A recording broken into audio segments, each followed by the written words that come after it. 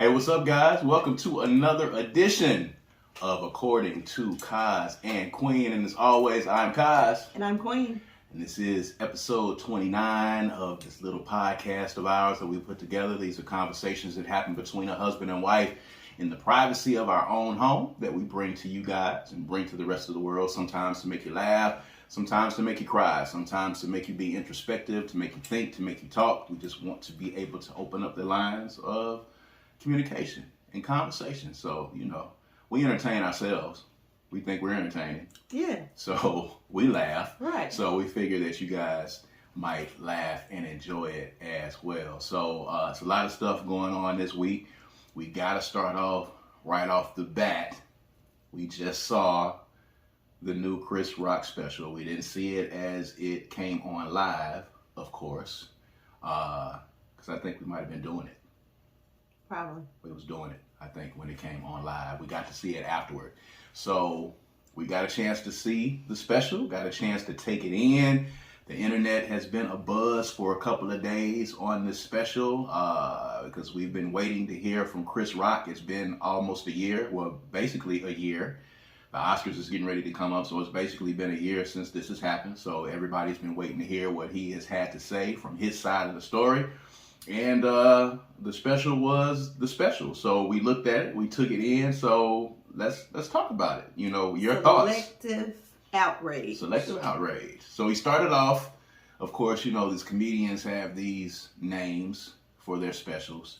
And sometimes at some point during their set, they will zip in the name of the special and give you. So he worked it in pretty early, talking about selective outrage, talking about cancel culture, all those things. But, we sat and we took it in. We watched it. We rewound some parts and looked through some parts a couple of times. Took it in. So I want to get your thoughts on selective outrage. Well, I'm going to preface this by saying I am not necessarily a Chris Rock fan. Okay. Well, you know about how this is going to go. Not to the point to where I wanted to watch him get the god awful crap smacked out of him on TV. I don't know if that smack was that hard, but I digress. We'll come to that later. The level of embarrassment and shock took it to that point. The stage. It might not have been so hard, but the emotion that came after it. Absolutely. What made it, It was impactful. It's a moment in history that will be replayed. For sure. Yes, over and over.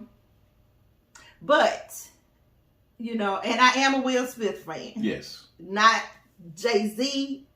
Right. But right. I am a Will Smith. A few tiers down. Yeah. So my comments are going to be based from that place. Okay. But I'm not going to be biased, though. All right. I think kudos to him. He's clearly a smart businessman. Mm-hmm. I noticed that having Marlon Wayans do his stand-up the night before, I thought that was probably intentional. For Chris Rock and Marlon Wayans? Both of them. I think they had a discussion. Well, because on Marlon Wayans' stand-up, he said that the alopecia jokes were too far. Mm-hmm. I think that they seem like they are close enough. He kept referencing him as brother, but he also said like stepbrother, who actually got a problem with him. And I can dig that. Right. Like I understand that altogether. Right. Because you have a love, a respect for your relationship, but then it's weird. You know what I'm saying? Mm-hmm. So I totally understood where Marlon was coming from the beginning. Okay. But I liked him. And I like that he gave us very clear depictions of why or how he relates to Chris Rock. Mm-hmm. And then he did the same thing for Jada, and he did the same thing for Will. Right. He put it together. When we're talking about Marlon Wayans here, not Chris Rock. So I haven't gotten Chris Rock. Okay, yeah. But Marlon it's relative to Chris, so yes. I haven't gotten, of course, I just haven't gotten there yet. Okay. I think that Marlon did all the talking because Chris didn't need to or want to. But we needed to hear something from him. Mm-hmm. I think he recognized that. It was very smart of him to make us, he gave little nuggets here or there about, I don't need another rapper mad at me. Right. He gave little nuggets, so you knew he was going to talk about it, but you didn't know when, so you had to watch it. Right. So you were dead to everybody who watched it, sat there the entire time, hoping for some piece of information that touches on what happened, right. which is very smart. Right. At the end, he said what he had to say. There was no apology, no acceptance of apology. I can dig that if that's where he is right now. But he actually seemed like he is still a little bit miffed. And I think his issue is with Jada, not necessarily Will. And I think that he feels like maybe Will went a little too far, like the rest of the world does. Interesting that you should say that, because in watching some of the other specials, when he is going through something particularly in his personal life and is weaved into his set, you can still see the anger that's there. Like, you know, one of the last specials that he did was happening when he was getting his divorce. Mm-hmm. And he was very critical of his wife. To me, and this could just be me, I feel like Chris Rock has a problem with black women. Come on, preach. Come on, preach. If you go back and you kind of look at his stand-up and you kind of look at his jokes and you kind of look at this long-standing issue that he's had with Jada that went to another level because of what Jada did, talking about his divorce, talking about what happened, talking about what's going on in the dating scene, I don't know if he has a real love for black women. Now, yeah, he did the piece on, you know, the black hair. I'm Not My Hair, whatever the documentary was, and that was cool. So to a degree, you know, I think that's in him. But I think that there's a deeper issue there that he has with black women, and you can kind of tell in the jokes and the intensity of the jokes, because the Jada jokes got super intense. And I'm thinking to myself, wait a minute, did Jada slap him or did Will slap him? His anger is with Jada. Yes. Very clearly with Jada. I think he was, you know, I mean, he feels like anybody would feel whose husband smacks him. But his issue is with Jada. I think he feels like she created it. He kept saying she started it, you know. And his point is, I ain't letting up till I let up, you know. Which is usually okay, except then you pissed off Will too. So, you know. But I think, you know, kudos to him. What I'm hopeful for is that it was enough for them to find their way back to brotherhood. Because I think it did exist somewhere, somehow.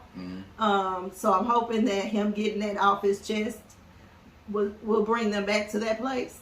And I actually think that it was probably therapeutic for him to be able to say those things, because he didn't say them for us. He said them for himself, I believe. And I think he was intentional about not talking a whole lot about it. He basically gave us the, okay, y'all want to hear from me? Here you go. He gave it when he got ready to give it. He also said why he thinks the problem exists from his perspective. And he also said, if you want to know why I haven't done this or said anything up to this point, here's why. Those are the three basic things that we needed from him. He gave them, and he shut his show down, and that was that. I respect it. I have a modicum of respect for it because, of course, you get to tell your side. Everybody gets to tell their side. I feel like, first of all, he wasn't waiting until he was ready. I think he was waiting until that bag was secured from Netflix, because Netflix gave him an actual live special. Netflix very rarely does things. I don't know if I've ever seen that before. Where they do it live. There's been a couple of instances where they have, not stand-up, but, you know, they've done some concerts and some other things where, you know, they will broadcast live. I haven't seen a stand-up special done live. I think he was waiting for the bag to be secured because everybody in the world was waiting for him to tell his side of the story. I don't think he's had a chance to heal from it. I do think that his issue is with Jada, because he continuously went in on Jada and what she did and the cheating scandal with August Alsina and coming on the Red Table Talk and all of those things. And I thought that was an issue. You know, you don't get to decide how a couple works through their issues. You don't get to decide how a couple communicates through their issues. A lot of people have a problem with Jada talking to Will and admitting that she cheated on him. A lot of people have an issue with that. But if they're cool with it, and we don't know really what the state of their marriage is, because it's always been a mystery, but I think at the end of the day, your vitriol is aimed at Jada and her being mad at you because you took a job when she felt like you should have been standing for Will and quitting the job, which is stupid at the end of the day, but I expect somebody's wife to do that. Unless they super cool and she felt like she could say that to him.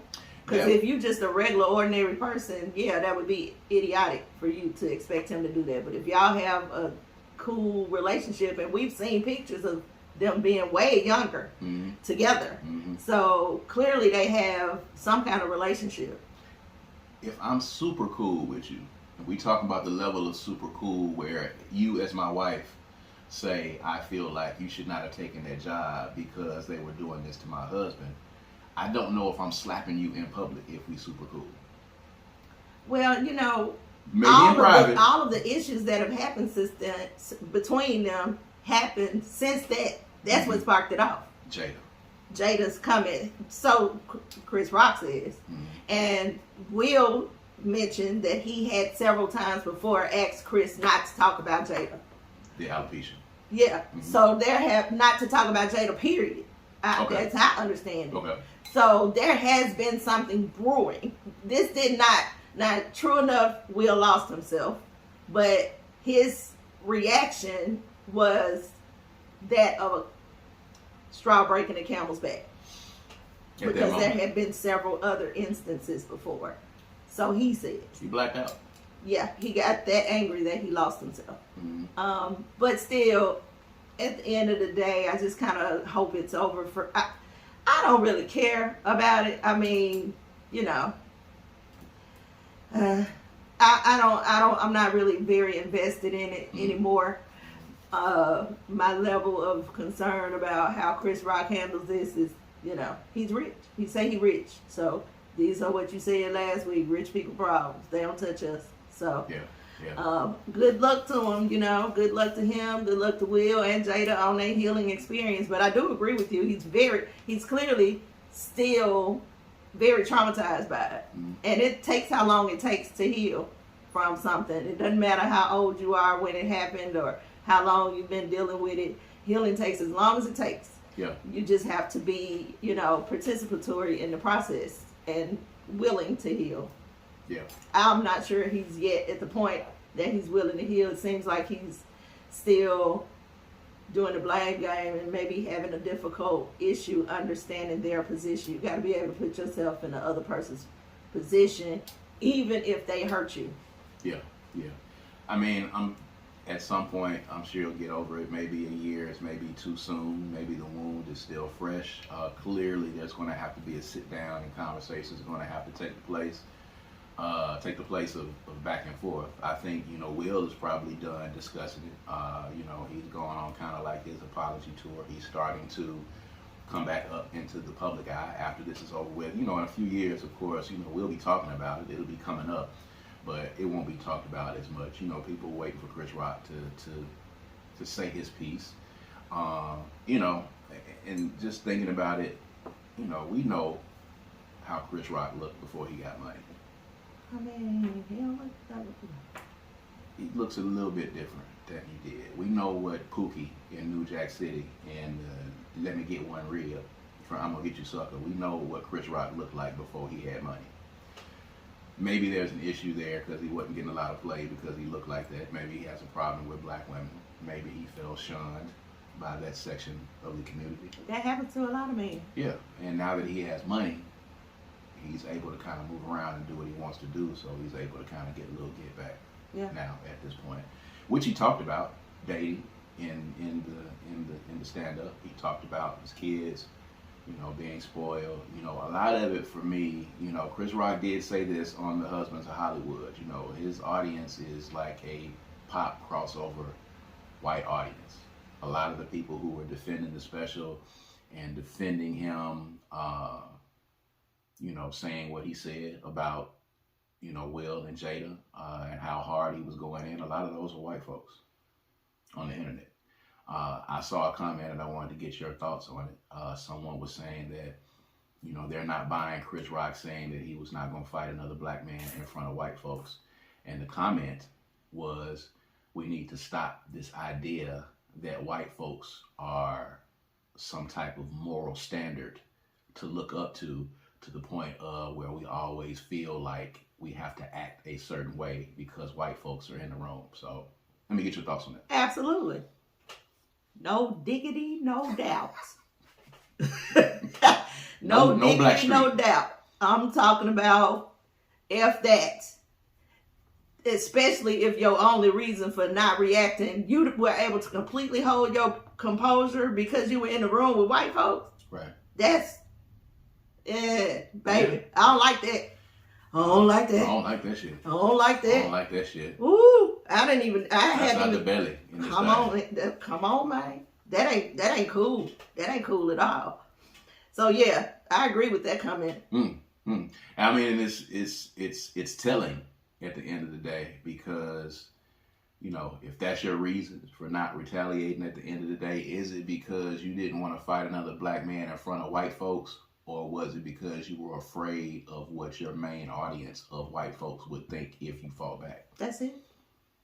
If we can deduce that his fan base is mostly white, then he don't want to piss them off and make them think of him as black. They think of him as a funny comedian. Right. You get to fight with Will Smith in the Oscars. Will gonna trump you in white support. That's true. So you gonna be the black guy. Then that's gonna be a problem. Well, I saw a lot of white folks that abandoned their love of Will Smith because he was loved. They'll be back. He just needs to put out a movie. That's not Emancipation. That ain't gonna get him back. But all he needs to do is put out a happiness, Pursuit of Happiness type of movie. They'll be back. Which we haven't seen, Emancipation, by the way. We haven't. We should watch it. I know you hate slave movies. I hate slave movies. I have to be in the right mind frame for him. We know. And, he says this is not really a movie about slavery. It's a love story. But, the slavery is... Well, you don't like either. I mean... Touche. You have a point there. So you want to put a slavery movie and a love story in the same movie. Chances are I'm not going to really... I got to say the nay no, my brother. Yes, I have to say the nay no to that. But, I just think we've done enough slave movies. I think everybody gets it. I think we get it. If you're going to introduce any element of newness, I'm cool with it. But just retelling the same stories over and over again, And I do understand that there's some, culpability on our part to make sure our stories are told and told in a good way, in a way that it brings information. So I really don't mind them. I just have to be in the proper space for them. Yeah. And I haven't been able to regain that proper space since The Help. I'm still mad at The Help. Let me tell you something. The Help still mad. Traumatized a lot of people. Color Purple was hard. I was traumatized for a little while over Color Purple, but the Help, that was something totally different. You got The Help, you got the Color Purple. Those are the old school jumps that you can get to. You can always go back and look at roots, but then the new Harriet Tubman, the new Emmett Till movie, all of those movies that have come out. It's like just taking the scab off of a wound over and over and over again. But you know what? If that wound was healed, it wouldn't be a problem. Man, what you talking about? The wound ain't healed. Mm-hmm. So we need to heal. That's true. As a people, we need to heal. And I don't know if we heal. And we can't heal. Yeah, go ahead. By continuing to show those movies again. And I know in a lot of instances, Hollywood is shelling out money, which is odd. We're going to shell out money for you to keep doing these slave movies. You know what I'm saying? Will got fronted a lot of money to do this Emancipation movie for him to portray a slave. Like, there's other stories and other narratives that we have in the black community besides us being slaves and us being boys in the hood and dope boys and having to get out of those situations. Will don't always just do that. Well, it was the Best Man series in the movies. I give you that. They gave an idea into where I feel more along the lines of where black folk are in society right now, although I just wasn't a huge fan. Because it was about love and friendship. I mean... and emotion. But trying we, to paint me as an emotionless monster. Another thing we got to do is what Chris Rock hasn't done, and accept the fact that white people are just people, not superior. Special people. Not superior people. Mm-hmm. So that's another thing that we need to heal from, because that is a response to a generational thing that has been just kind of passed down from generation to generation, that we are not as good as white people, and we have to act a certain kind of way in order to be acceptable. That, my friends, is bull crap. It's bullshit. It's we bull. can cuss on here. It's bull crap. Okay? Mm-hmm. You are just as good, if not better. And I said what I said. If you are, have that same restraint when you're in a room full of black people. Yeah, if you do that, then that's fine. Because you are saying basically you're not going to pull me down to a point to where I'm finna act a fool in front of anybody. Yeah, say that you were raised to not act a fool in public. Yeah. Don't say you was raised to not act like that. To fight in front of white folks. I almost missed that, baby. When you got a room full of white folks in here that you telling these jokes to, and then you drop the mic and walk off, and the white people are like, yeah, you black shouldn't fight in front of us. Like they the principal and we the students. Like they are the moral compass. They're not the moral compass of the world in order to be able to do Not that. my world. Right. And then maybe his world. This point that we missed on, he did the special in Baltimore, which is Jada's hometown, which makes it a little extra sassy for me. It's pretty sassy. To do it in Baltimore. That was all by design. Yeah. At the end of the day. And fairly saying he has the opportunity to get his get back. He waited. He has the right to respond in the manner that he wants to respond. And Will, having been the person who slapped him, has to kind of sit and take what happens. I don't expect Will to ever say anything. I don't need a response from him regarding what Chris Rock said. He should ignore that and keep on. He has said everything he needs to say. At the last time he spoke, he said he was waiting on Chris to feel comfortable and ready to speak to him. He should keep waiting, however long that takes. Yes. He don't need to call him back. He don't need to beg. He don't need to do anything. He stated his piece. He was apologetic. He took his time. I think he did. I think he worked on healing. And I think he should be done with it. Let Chris now do whatever he needs to do to get over it. Yeah. And I think this might be an opportunity for them to release each other, because it's probably not a healthy situation, especially from how much toxicity is between him and Jada. So it's probably best, is maybe universal alignment, that they are not connected anymore. So they probably should just go their own separate ways, because obviously there's a lack of respect somewhere, whether it's from Chris to Jada or Jada to Chris, and by default Will. But there is a lack of respect that's necessary for a healthy relationship, even friendship. That's true.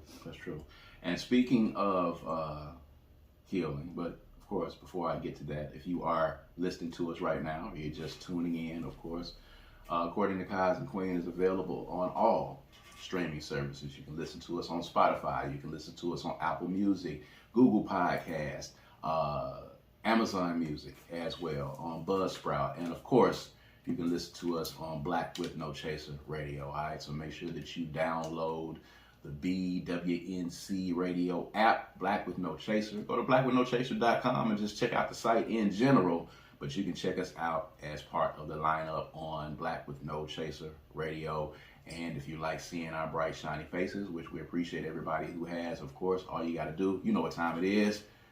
Boom, right there. All right, make sure that you follow that YouTube page. Subscribe right now. Go right now and subscribe to that YouTube page. All right, and make sure you turn on the notifications, man, so you can watch us, every Tuesday night at 7 p.m. You can come in here and check us out. This is brought to you by Kaz Queen, of course, Hourglass Media Group, all right, Queen Franklin's Closet, Hey Thor, and the Kundi Collection, all right. And shirts we're wearing. Yes, by the way, this is the Kundi Collection. We have the wonderful Locked and Loaded, What's Good, which Locked and Loaded, What's Good. Locked and Loaded for the beautiful locks. that are right here. So all you locticians out there and people thinking about locking your hair and people already rocking the locks, get at us. Yeah, that's right. It's Locked and loaded, what's good? Right, www.kundicollective.com. It's www.kundicollective.com. Check us out. Of course, this is the little Africa right here. Of course, Mississippi is the birthplace of America's music and the cradle of civilization for black folk in this country, man. So we call this Little Africa. This shirt is available as well at www.kundicollective.com. Check them out when you get a chance to. But speaking of, healing, got to talk about this incident with Micheal B. Jordan. We have not seen Creed 3 yet. Probably going to go check it out at some point. The movie is out. Everybody's enjoying it. Had a really big rollout for this movie starring him and Jonathan Majors in the third installment of the Creed series. He was on the red carpet before the movie came out recently, I think in the last week or so. And one of the people interviewing him was someone that he went to high school with, who at one time in high school had called him corny.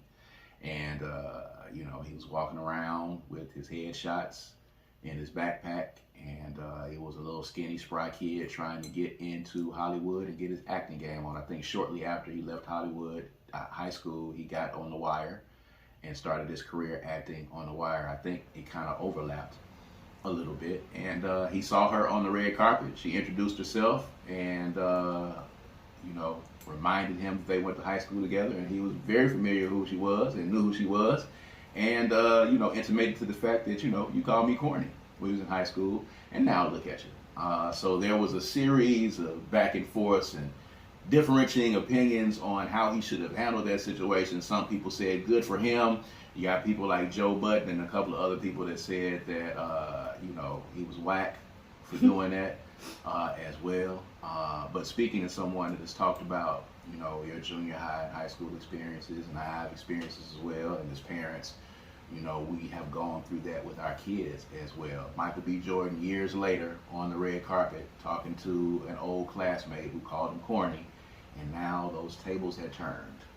How would you have handled that?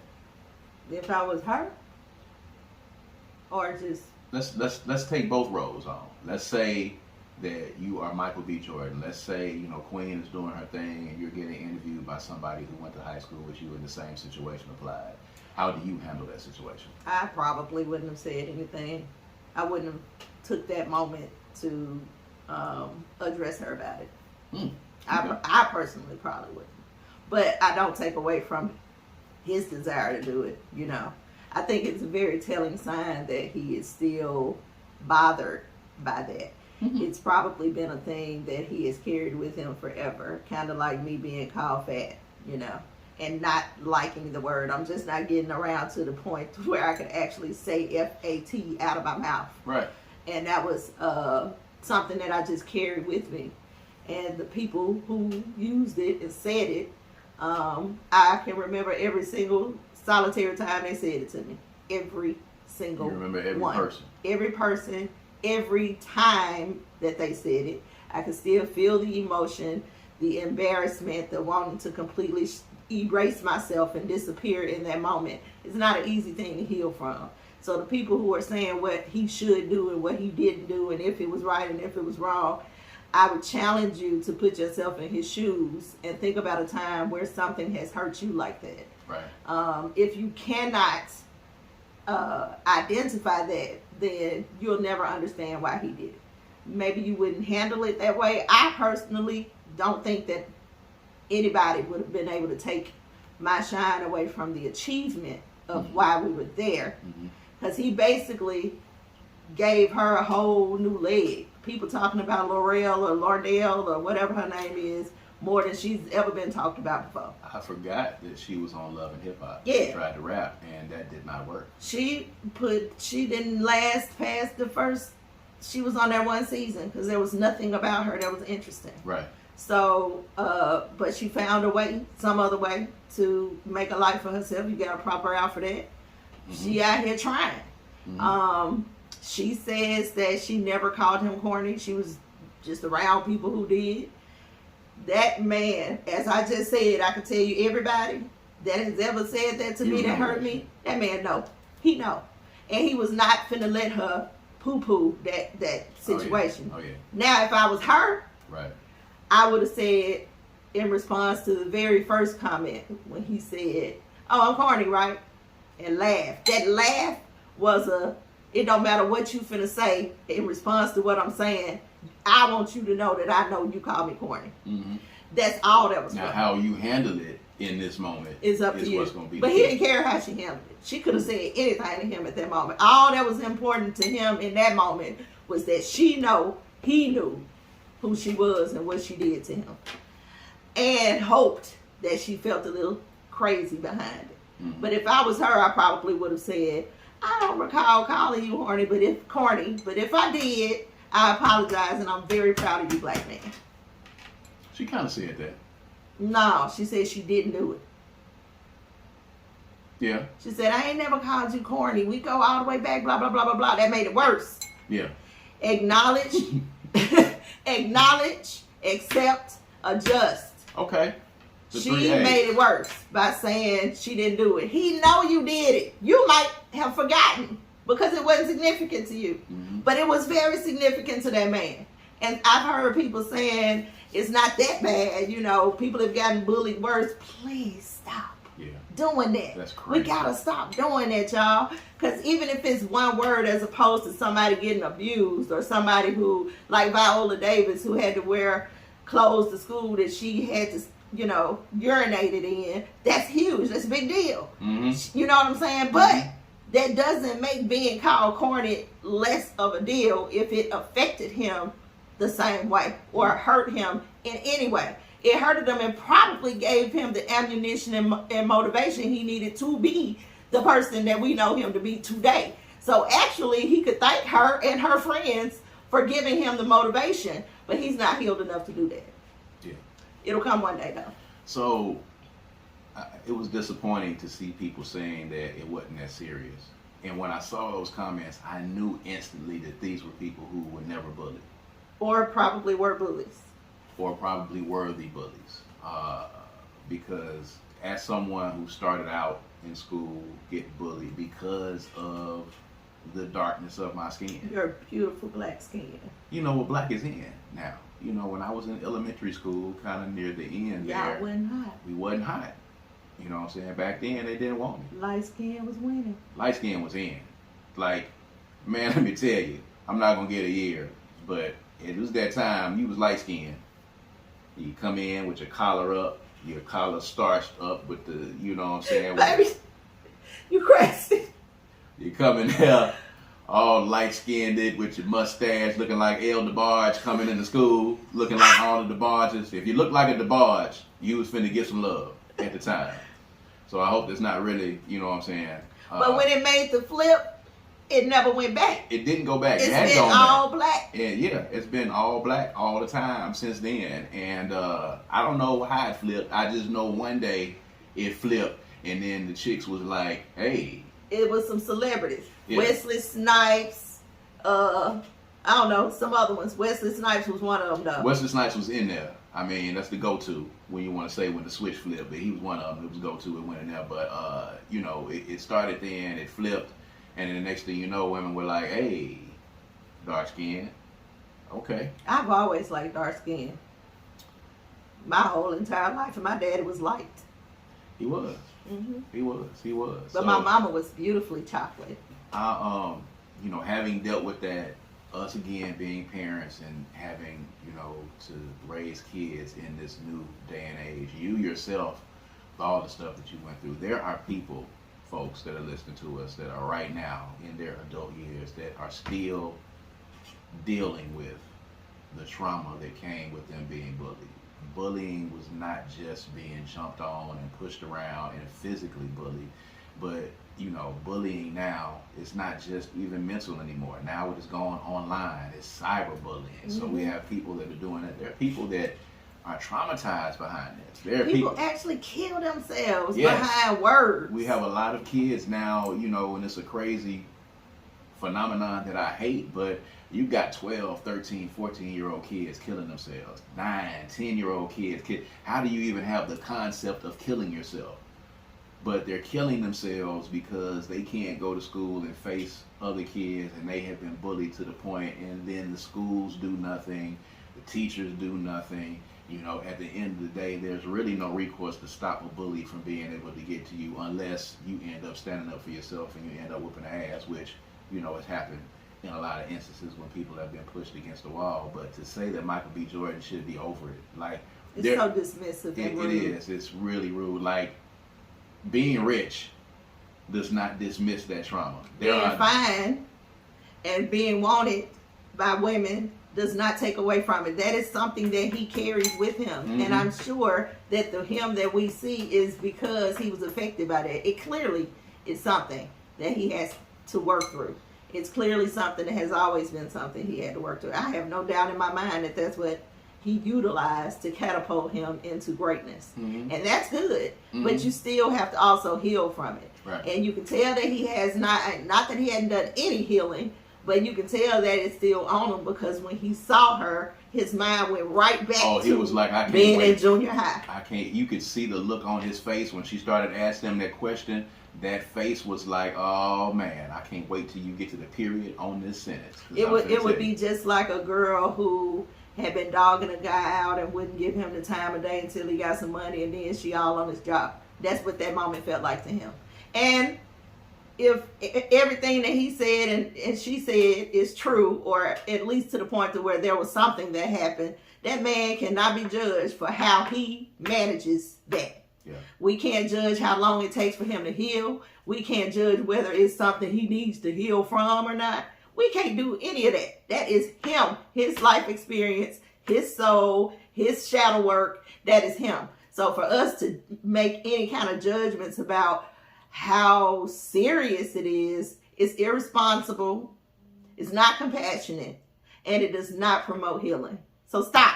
It doesn't. Don't do that to people. Don't do that. If I tell my husband all the time, just because your intention wasn't to hurt me, don't mean you didn't. I'm learning that. You know what I'm saying? So just because her intention was to make a joke, be funny, she didn't mean it, don't mean it didn't hurt him. Don't mean it didn't traumatize him. Doesn't mean that it was a small thing for him. Mm-hmm. He gets to have those feelings. Right. And having money does not dismiss that. Having money and fame, we know plenty of rich and famous people who have killed themselves. We know plenty of rich and famous people who are seeing therapists right now. Fame and money does not dismiss trauma. Nor does time passing. Right. Just because it's been a whole lot of time, if you haven't intentionally went in there and sought after your healing, it could be just like the very day that it happened. Mm-hmm.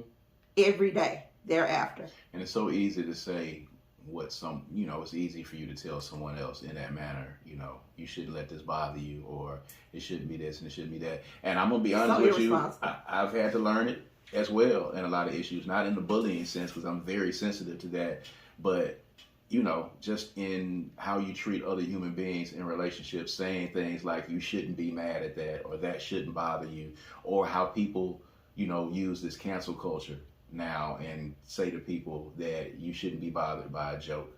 You shouldn't be bothered by what Chris Rock said. Well, first of all, I don't understand this new thing in society now where people are in such a hurry or are so anxious to insult people. I've never seen this before. Like, everybody is just gung-ho. I want to be able to insult people. I want to be able to talk about people. I want to be able to joke on people and hurt their feelings so much. And they shouldn't take it so serious. And they should be able to handle it. And that's not the case, because you made a joke about somebody and said he was corny. And at the time, it was funny. And I have done the same thing. I know there's a lot of people when I was in school that I called corny, nerds, geeks, all of those things. And at the very least, I know now if I saw any of them, I have been apologetic to a lot of people. When people are adults, they are different people than they were in high school. High school is but a small part of your journey in life. And we all get into those things. There can be an argument for it shapes your life. Your high school experience, whether good or bad, can shape your life. It can.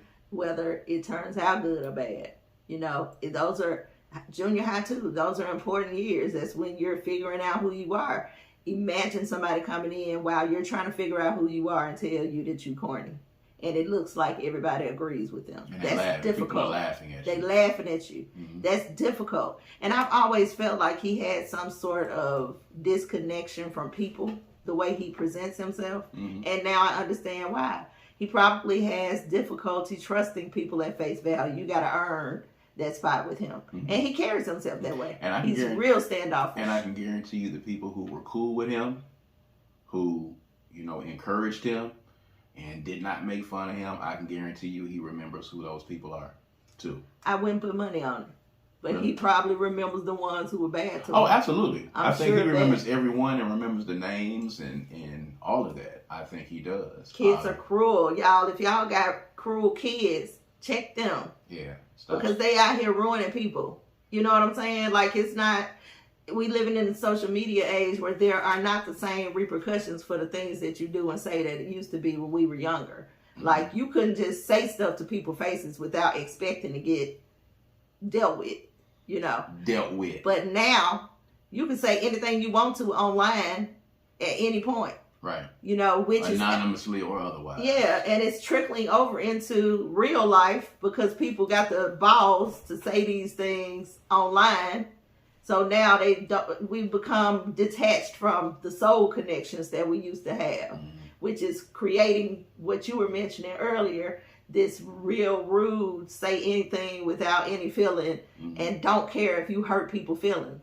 I blame social media. I think it was the creation of social media that made us get to the point to where we are not personally and soulfully connected to each other.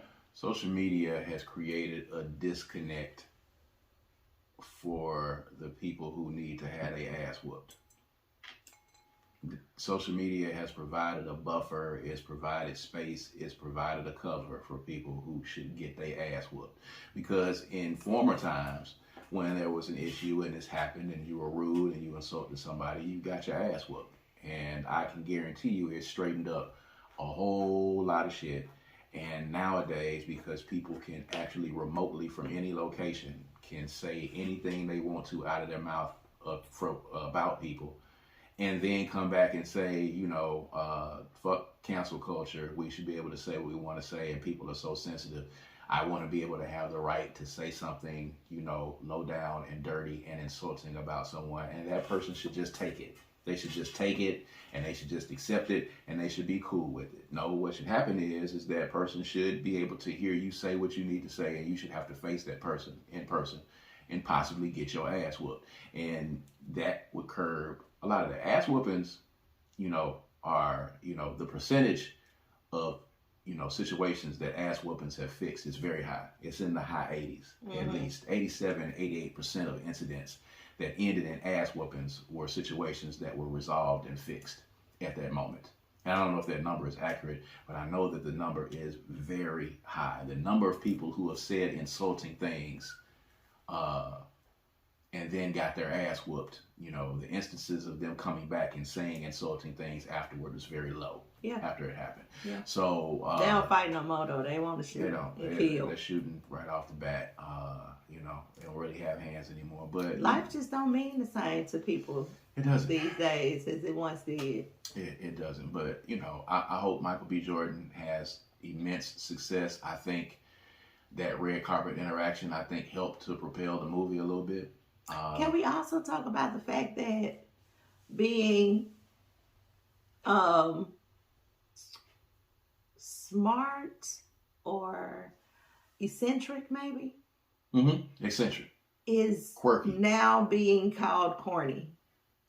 Because back in the day, when we used corny, it was for a different reason, I think. I don't know what she thought or what people are thinking is corny as it relates to him. But back in the day, corny was like lame, just kind of like... There's a lot of different definitions. You didn't really fit in with everybody. Right. Now there is a place for those people because you can fit in anywhere. You just got to find your tribe. Well, it's a new day and age now. The people that code, and do computer programs and they're really good at fixing computers, they used to be nerds. Yeah. You know what I'm saying? And now, it used to be that they didn't get no play. Right. But now it's a whole shit ton of folks who only date those dudes. The coders are getting a lot of ass these days, and you know, the computer guys, the trying to be actors, you know, the thespians, the poets, you know, the guys that play the acoustic guitar under the tree and do their songs, you know, the people that dress crazy, with the crazy clothes. The goth people. Everybody has a tribe. Everybody has a tribe now, which I think is cool at the end of the day, and I think it just shows that, you know, times have evolved. We just got to stop being so irresponsible with other people's feelings. We cannot continue to be the type of society that does not care about how we making people feel. Mm-hmm. That is detrimental to our successful life experience. Yeah, it is. So, you know, moving on, you know, something very pivotal in our parental lives. You know, we share with you guys a lot of times what happens, you know, with us personally. We're very transparent with you guys because we're not perfect. You know, we have failings as parents, as, you know, as husband and wives. And we talk about these things because I found that we talk about this a lot, and when we post about it a lot, there are people who can relate to our struggles. Yeah. And, you know, this past weekend we had parents that we met. The little one turned 13 this past week on Friday, and we had a sleepover, the first sleepover at a hotel. Overnight sleepover with friends from school, and these were friends who, you know, we didn't know. She has friends in the neighborhood and friends that are kids of our friends. They get together, and this was our first time doing it. And we had to sleep over, and we stayed at the hotel, and, you know, we made a thing of it. And there was a lot of anxiety. And it turns out there was a lot of anxiety from all of the parents, not just this mom and this dad right here, particularly this mom in this case, who's usually in a lot of these instances the level head in this department when it comes to the kids. I get a lot of anxiety when it comes to the kids, even the grown ones. But in this particular instance, you know, there was a level of anxiety with the moms in this, and the moms that we met, and, you know, saying all of them said the same thing. We don't do this often. Or at all. Mm-hmm. This is her first time. All the ones, this is their first time us allowing them to go and do something like this with somebody else. And, you know, it was almost like they were letting the weight off of their shoulders, you know, to find that tribe of moms who are saying, hey, we got to try this. But it's just weird because we're in that day and age now where people are really suspicious of, and there's trepidation in doing the things that we used to do like it was nothing. Yeah. Almost when we were young. Yeah, for sure. So the reason why I think, and I guess it's okay to speak to this, the reason why I think I was having so much anxiety this go round didn't really have as much to do with it being the first sleepover that she had. She hosted. She put everything together. She told me what she wanted. She told me how she wanted to do it. I did nothing except provided her what she asked for. Mm-hmm. She had an idea, and that's what we went with. But for me, you gotta remember that I lost my dad at 13. His the anniversary of the day he died is March the 9th, which is around the corner. So, and also in addition to that, with my son, I remember specifically somewhere in my spirit I buried this idea, and it's just kind of been lingering. 13 was the last year that he was my baby. So I kind of associated all of that with her becoming 13, losing my dad at 13, losing her, that innocence, that like she's a full-on teenager. It's almost like it happened on her birthday, that she turned into a different person. It was just immediate. So many things about her changed in the last 3 days. So it was a lot. I've been processing a lot, and I have not cried about it, and I know that that's going to happen, and it probably needs to happen in order for me to release the anxiety. But it wasn't just that. I mean, there was a lot of newness and a lot of shifts that happened. So, you know, it always takes me a minute to sit with things and to process things, but I know that it's ringing a little different. My abuser's birthday is today. So this week, March, the first week of March, second week of March, has been difficult for a plethora of reasons. So of course my anxiety level was a little higher than it usually is, but she did a great job. She did a great job of putting it together, selecting some very responsible people to call friends. The mothers were, like you said, they all had the same concerns that we have. We didn't have anybody who, you know, wasn't on the same page. Everybody was hesitant, but believed in our children enough to know that they can be trusted, because that's really ultimately what it boiled down to.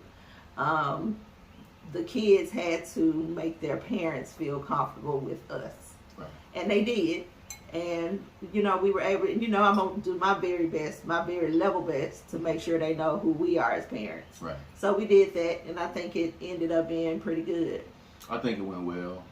You know, there was anxiety, I guess, in the beginning, but, you know, as parents, you can only do the best that you can do.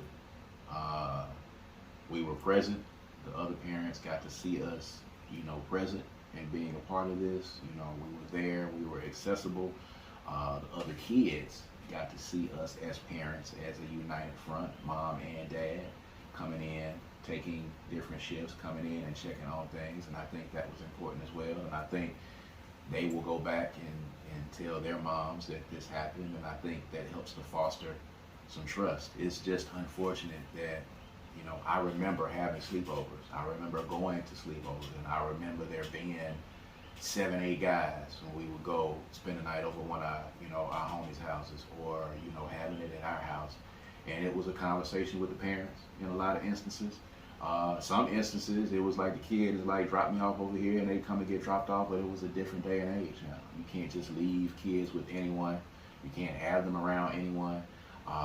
And you're finding a lot of parents that, you know, no, I'm not doing the sleepover thing, or no, I'm not doing this, or even dropping them off at the skating rink or dropping them off here. It's just not the same anymore, and it's unfortunate because you can't really foster the community that you need to foster. The relationship with the parents can't be there to create this community because everybody's, I don't know about these folks. It's kind of, I don't know. You know. Well, that was one thing that we did. I think we are more seasoned parents than the parents of kids our age. Right. So I think that the one thing that we did that may not happen all the time in these cases is that we required a conversation with the parents. Absolutely. We required, I need to talk to her mama. Braylon had, TLO had all the answers that she needed from the friend. Oh yeah. That's not good enough, boo. Because you could tell your friends all day long, I'm coming, I'm going, I'm doing this, I'm doing that. But if you don't get our permission, right, you ain't saying nothing. Right. So we figured that her friends are probably doing their parents the same way. So it was important for us to have a dialogue with these parents. Mm-hmm. I think that helped a lot because we had one mother who was just, we could still see her when she picked her kid up. She was still like, she had major anxiety. Right. So just had no idea what could possibly have happened. I have given my kid to someone else, and are they going to take care of my child like I would? Yeah. And I think that's the same level of concern we have when we drop the little one off. I think that's the same level of concern that any parent that's really parenting is going to have. And then, you know, we've talked about this, you know, because we have raised 3 grown kids. And we've talked about, you know, the pitfalls and the peaks and the valleys of doing that and just trying to get it right. You're so concerned with not making a mistake. You're so concerned with getting it right. You're so concerned with not putting your kid in harm's way because now you don't know what you're getting into. That, you know, when you're on the other side of that and you've got parents looking at you, hoping that you are doing what you're supposed to do, we were just making sure that we were taking every step. The anxiety of getting in the group chat with the other parents, you know, I had anxiety because I don't know how these other parents are going to respond. Are they going to respond? Are they going to care? Well, I just treated them like I would have wanted to be treated if they was inviting my daughter to something. Yeah. I want to talk to the mama. Mm-hmm. I want to know what they doing. Mm-hmm. I want to know if I need to send money.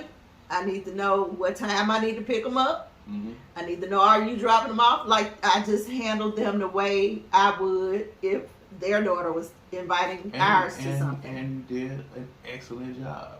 When the numbers came in and the baby brought you the numbers to make the group chat, and you was like, I got it, baby, I'm going to take care of it. Because at first, I was like, I might have to make these calls. And you was like, no, I got it. You took the numbers and you got all of that together. Because, you know. You was already in panic mode. You know. you know how we are with people. I mean, you know what I'm saying? We don't generally just gel with people in general. Humans in general. So just in general. Yeah. So, you know, that calling people and contacting folks, you know, I was like, I wonder how this is going to go. And it went well.